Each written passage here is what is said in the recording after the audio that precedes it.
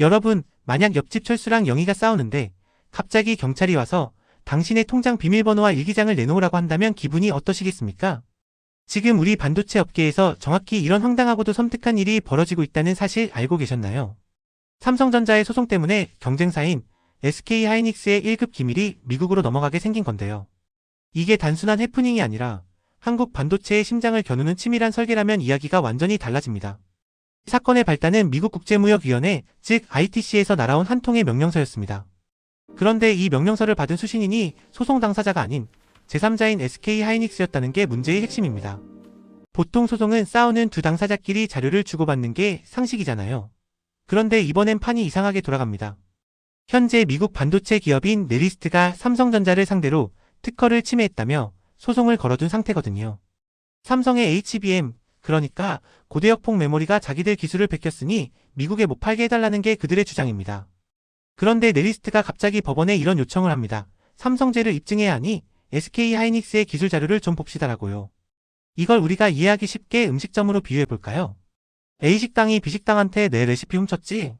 하고 소송을 걸었는데 증거가 필요하다며 뜬금없이 잘나가는 C식당 주방장에게 가서 너희 비법 소스 배합표 좀 줘봐라고 하는 꼴입니다. 상식적으로 말이 안 되는 것 같지만 놀랍게도 미국 ITC는 이 황당한 요구를 공식적으로 승인해버렸습니다. 그렇다면 도대체 무엇을 내놓으라는 걸까요?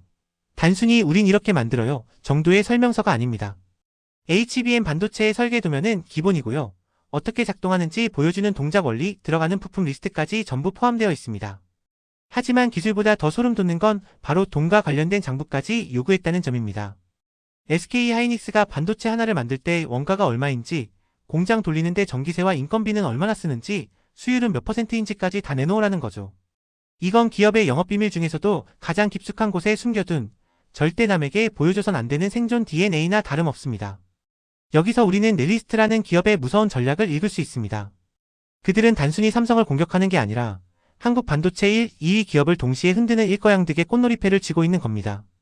네리스트의 논리는 아주 교묘합니다. SK하이닉스가 미국에 공장도 짓고 투자도 많이 하지 않느냐? 라며 칭찬하듯 밑밥을 깔아둡니다.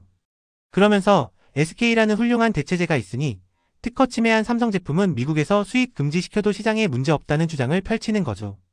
즉, SK의 미국 내 활발한 활동을 근거로 삼성을 시장에서 퇴출시키려는 명분을 만들고 있는 겁니다. SK하이닉스 입장에선 정말 미치고 팔짝 뛸 노릇일 겁니다.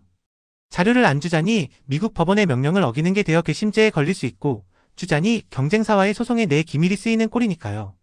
만약 이 자료가 재판 과정에서 조금이라도 유출된다면 삼성은 SK의 원가 구조를 훤히 들여다보게 될 수도 있습니다. 그런데 여러분, 이게 끝이 아닙니다. 이 사건은 시작에 불과하다는 게 업계의 진짜 공포입니다.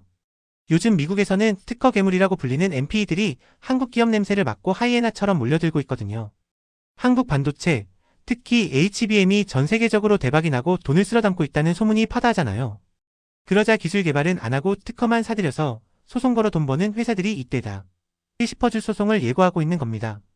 실제로 지난달에는 모놀리식 3D라는 또 다른 특허 괴물이 SK하이닉스와 일본 키옥시아를 상대로 소송을 제기했습니다. 기업들이 열심히 기술 개발해서 수출길 뚫어놓으면 길목을 지키고 있다가 통행료 내놓으라고 협박하는 것과 다를 게 없죠. 우리는 이 사건에서 미국의 냉정한 자국 우선주의를 다시 한번 뼈저리게 느끼게 됩니다.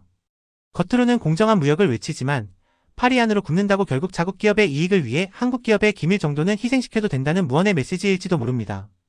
이제 한국 기업들은 단순히 기술만 잘 만든다고 되는 세상이 아닙니다. 기술을 지키는 법적 방어막을 얼마나 튼튼하게 짜느냐가 반도체 수율을 올리는 것만큼이나 중요한 생존 과제가 된 셈이죠. 삼성과 SK 평소엔 경쟁자지만 지금은 거대한 파도 앞에서 같은 배를 탄 운명 공동체가 되었습니다. 이번 ITC의 결정이 앞으로 한국 반도체 산업에 어떤 나비 효과를 불러올지 우리는 두 눈 부릅뜨고 지켜봐야 합니다. 오늘 이야기는 여기까지입니다. 여러분은 미국의 이런 과도한 자료 요구 정당하다고 보시나요? 댓글로 여러분의 날카로운 의견을 남겨주세요. 저는 다음 영상에서 더 깊이 있는 경제 이야기로 찾아오겠습니다. 구독과 좋아요를 눌러주세요. 알림 설정도 잊지 마세요. 감사합니다.